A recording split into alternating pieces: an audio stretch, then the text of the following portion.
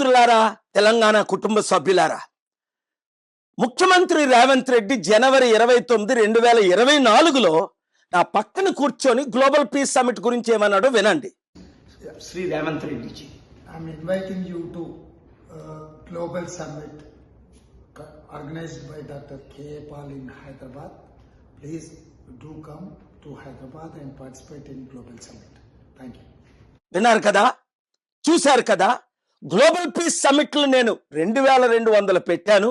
155 దేశాల్లో సక్సెస్ అయ్యాం.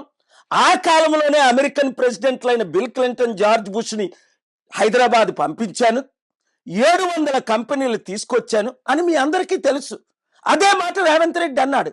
కానీ పులిని చూసి నక్క వాతలు పెట్టుకున్నట్టు నా సమిట్ ఐడియాలన్నీ కాపీ కొట్టేసి భారత్ సమిట్ అని పేరుతో ఆయన నిన్న మొన్న సమిట్లు పెట్టాడు.